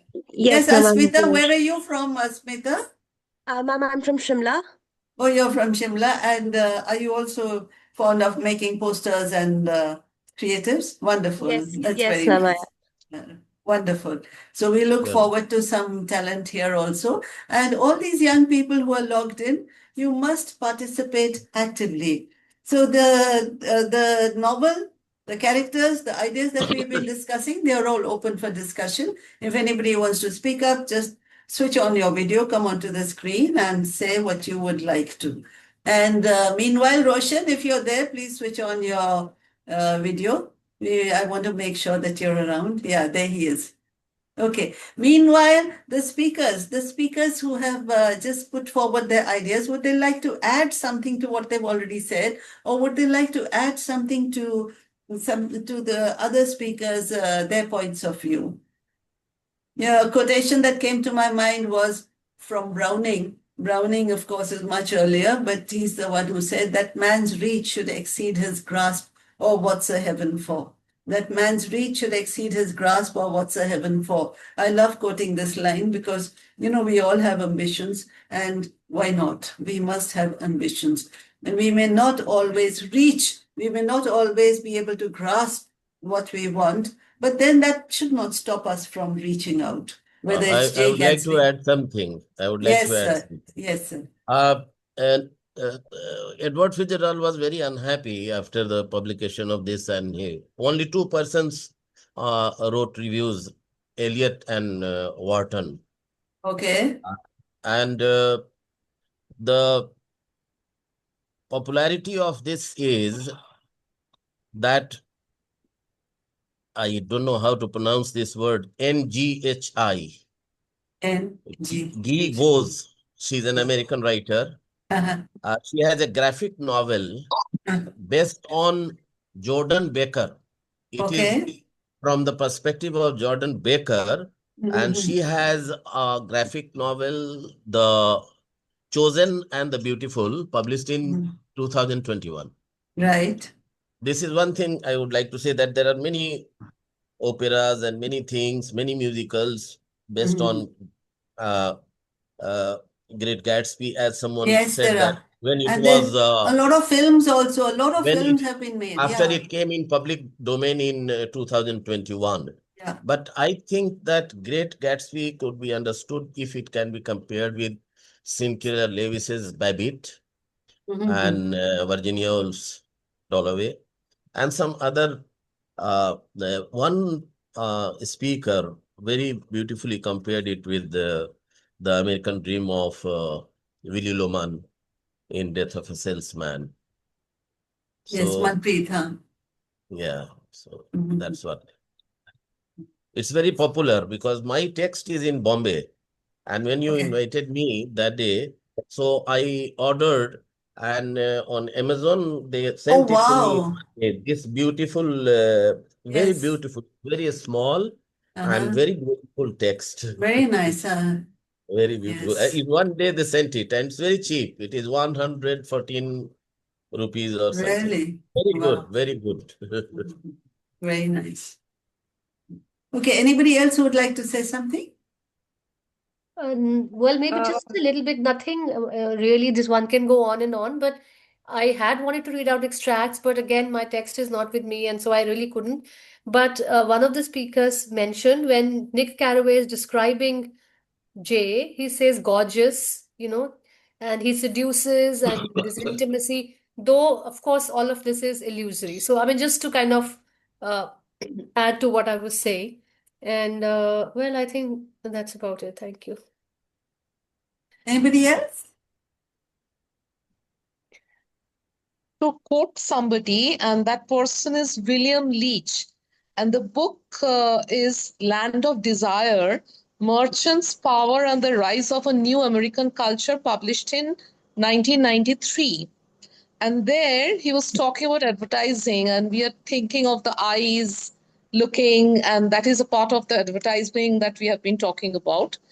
And he was trying to say that what you need to do in America is what has been happening in America is sell them their dreams, sell them what they longed for and hoped for and almost despaired of having. Sell them dreams, dreams of country clubs, proms, visions of what might happen if only. After all, people don't buy things to have them. They buy hope, hope of what your merchandise might do for them. So, And hope springs eternal. And we have this incorrigible tendency to hope in Jay Gatsby. Yeah. Ma'am, may I? Yes, please. So everybody has summed up everything. So this is just an addition that we didn't talk about Mayor Wolfsheim or Wolfsheim, how he's pronounced a Jewish gambler and gangster, and how he helps Jay in amassing, wealth through all illegal means. And there's a detailed mention, or time and again, there's a mention of fixing of the 1919 World Series. So and how he wears the cufflinks that are made of human molars. So that also, represents Gatsby's criminal connections, and also consolidates the fact that much of the money that was coming during this time, or was through, some kind of criminal and nefarious activities like bootlegging or fixing. So these, figures also, or, the figure of Mayor Wolfsheim, he represents the corrupt, underbelly of the American dream, how people were trying to amass wealth through by hook or by crook. Yeah. So again, an attack on, the then immoral side of the Though, American Sunaina, dream. I would rather say, instead of saying Wolfsheim helps him, he uses Jay Gatsby to further his own Yeah. ends. And of course, in the process, Jay Gatsby makes money, but he's no way trying to help him really. He's just using him. So he basically becomes some kind of a pawn in the hands of the Yeah. bigger organized gangster that Mayor Wolfsheim is. That's right. But isn't that a part of capitalism, a part of consumer Yeah. culture? You use and exploit whatever you can if you want to get ahead, if you want to reach a particular target. So that's So very again, much part of the game. that means Gatsby is a victim Of his age, of his circumstances, of his emotions, of whatever he's gone through. And, in many instead ways. of dubbing him as immoral or being judgmental, I think one should realize that he is, after all, human. And as a human being, you are not expected to be perfect. There will be flaws, there will be fatal flaws, the tragic flaws that Neeraj was talking about. And incidentally, what Neeraj did not mention was that sense of tragic waste. When you said that Jay Gatsby is like one of the tragic heroes, then the first thought that came to my mind was that sense of tragic waste that you find in a Shakespearean tragedy, for instance, or in a classical tragedy, when somebody who has been the center of the story dies. And there was no reason. You feel that it's such a waste. And when that person dies, then you realize that there is some beauty, some awe in this world which we cannot fully understand. So perhaps the sense of tragic waste is what we find in The Great Gatsby, which keeps it alive even today. And that resonates with us. That's how I feel. But anyway, let's see what thoughts you would have, what other thoughts you would have. Yeah, Ma'am, may I? yes, please. Yes, Sumana. Of course, I left out a few things. I just want to give one very small quotation regarding, fashion and color. These also functioned as semiotic systems in the novel. For example, Anil sir referred to those Daisy's reaction to Gatsby's silk shirts. So I'm just giving that quotation. When Daisy she starts crying after seeing Gatsby's wardrobe, and I'm quoting from the novel. They're such beautiful shirts. It makes me sad because I have never seen such beautiful shirts before. And when she's weeping, she's actually not weeping for love. This is about, she's weeping for the luxuriant illusion. It's that materialistic, consumeristic culture. And one more topic that was left out, of course, I also didn't touch it, thinking other speakers might speak on it.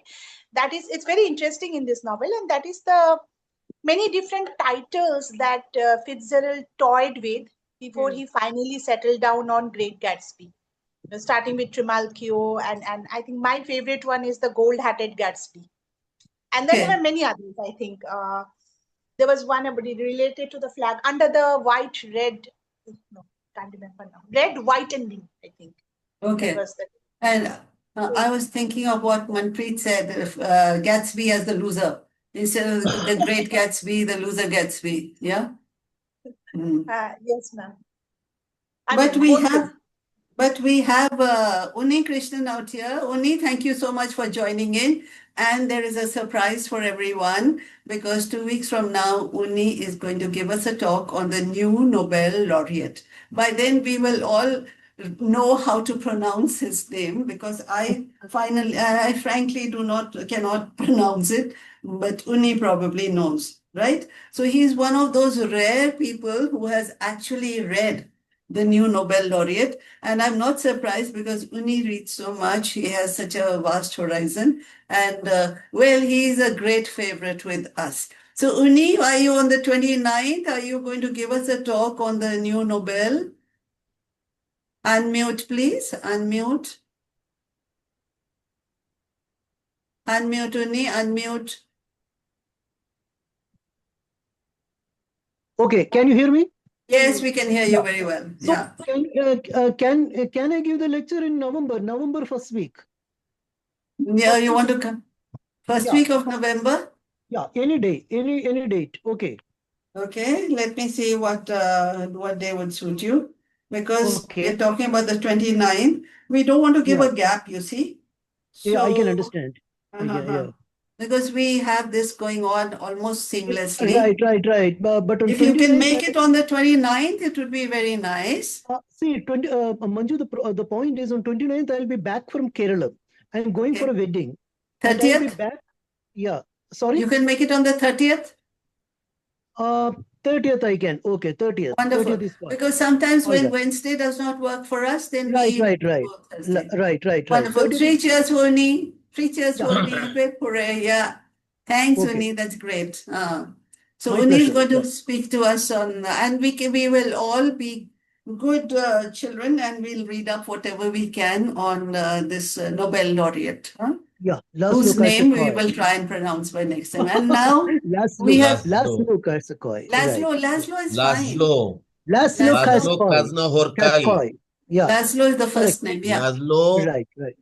Karsakoy. Kaznahorkai. Yeah. Kaznahorkai. Actually, mouthful. Yeah, H is silent, but you can pronounce it. There is no issue. Right. Okay, folks, we have lingered long in the world of the Great Gatsby, and Jay Gatsby will be, I'm sure he'll be visiting us in our dreams tonight. And I think we need to wind up. But one person here has been very quiet, and it's high time he spoke up. So I request Roshan to unmute himself. Please unmute yourself. and give us your views on the discussion we've had so far and give a nice word of thanks to everyone. Thank you. Over to you. Thank you, ma'am. Thank you. I hope you can hear me. Oh, very well, very well.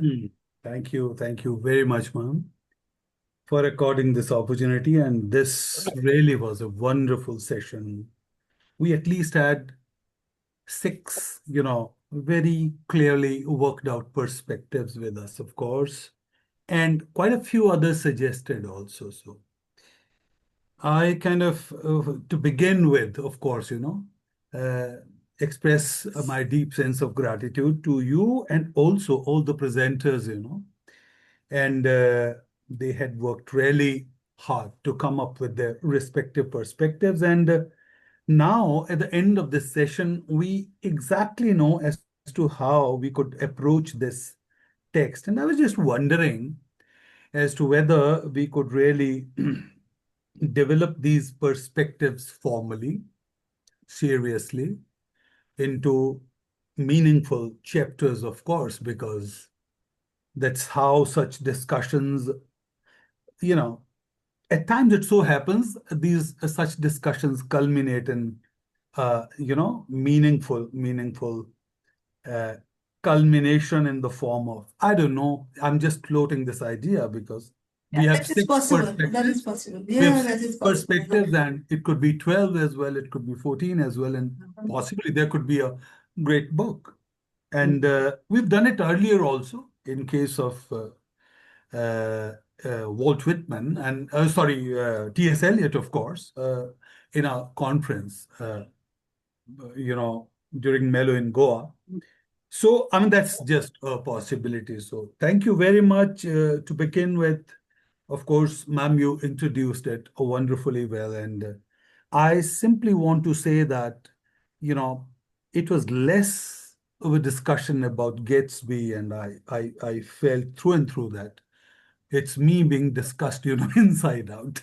I think a little bit of Gatsby is in each one of us. In each one of And us. That's right. That's right. And it gets kind of, it gets kind of appropriated in several ways. And it's through and through some kind of self-introspection and self-realization. The process is really, really intricate. It's not all that easy, but Right. but the characters that emerge, in fact, most of them, they are, after a point, they cease to be human persons and they become extensions, of your own self. And so we know that, let's say Sunaina talked about jazz in very, very clear terms, and she had quite a few insights to share with us about that age, the milieu per se, what kind of boom there was economically. And then, of course, we've seen it over and over again that whenever such thing happens, the moral compass somehow or the other gets shaken up in several ways. And that's precisely what's happening in most of the cases. I would just take a leap towards the end of what Professor Prasad, in fact, brought in, that Fitzgerald, at that point in time was pretty prophetic. He had, he saw the world that was there around him, and he also had to, prophetically give us the view of the world that was emerging. So when we think of India today, when we think of the world today, let me tell you one thing that we come across, these valleys of ashes across the world. And I mean, what powerful portrayals for that matter, be that human persons as characters, and then landscapes and the rest of that. And before I forget, Ma'am Jaidka's fascination with what Ishtiaq came up with, because she has been painting frantically these days. So it offered her an opportunity to respond to, the Great Gatsby as as a painting or representation, through colors. And I So could understand. appropriate. I could understand, all those illusions. And the possible interpretations that she offered. But let me tell you, Ishtiyaq, I mean, it was like the entire discussion just unraveled, and it's sort of opened up before us, and you see that painting. Yes. And you get to know about the crux of the novel, by the way. And thank you, Sunaina, for that. And after Sunaina, of course, we had Manpreet and no, No. no, we have Debarati. Yes, we have Debarati, of course, and Debarati talked about the American dream, and she had to trace it back, to how these the past and future of America. I mean, that's something that she brought in Adams' theorization about it, and uh, how, or for that matter, uh, be that Nick or Tom Buchanan, how in their respective ways, they represent, a kind of chase for this dream, and Gatsby, topping them all, and whether they succeed or they don't is not basically the point. The point is that of this vicious loop, in which, as Manpreet also pointed out, the likes of Willie also suffer. And most of the characters also could be seen, within that loop, this American dream. It's not that they do not have gains, they do have gains. But these are the gains that are there on the surface. However, deep down, that sense of vacuity, in fact, it concerns them all. And thereafter, we had Neeraj, who brought in this entire theorization from Aristotle, and he had got something parallel to offer. But of course, in the contemporary context, because when it comes to, say, for that matter, the whole notion of tragic hero, and if we think about the likes of Gatsby and Lohman, they hardly fit in that frame, that which Aristotle had to offer to us. However, the sense of tragedy is so powerful that us who are in the 21st century, and say in the 20th century too, we have been part of the 20th century too. So I mean, these people who are ordinary human beings, the tragedy that occurs in their lives, I mean, it hits us so hard, and I mean, this entire experience becomes so transforming for us. And thank you, Neeraj, for that, and then Manpreet, of course, who talked about why term it as great, despite the fact that, I mean, it's an outright and absolute failure as a person. And of course, she was in no uncertain terms. She could underscore the fact that this greatness is as to how you have been able to, you know, uh, deal with this burdensome business called life. And different characters in this novel, in fact, dealt with this, business in their respective ways. Most of them seem to be failing. However, they struggled.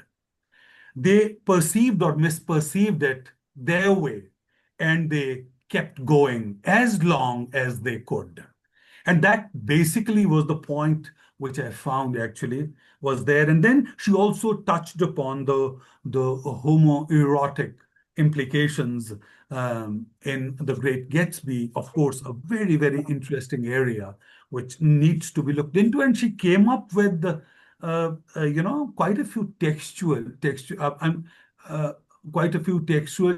citations. She brought out certain lines, and I think some of these lines are really, really loaded, and there is that, very strong, very powerful potential to read The Great Gatsby, as a homoerotic, say performative kind of, text, for that matter. And then we had Sumana, and she brought in these visual aesthetics in The Great Gatsby in a wonderful way, and the entire sort of pictorial sort of, imagery that comes through colors, spectacle, the dazzle, and everything.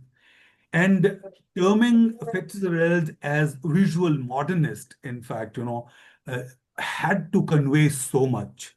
And his experimentation with colors, say, for the whole range, for that matter, which was later taken up by Gonul, Bakay. Thank you, Gonul. Thank you, Sumana, everyone. You brought out the symbolism in very effective terms, for that matter, and in no uncertain terms.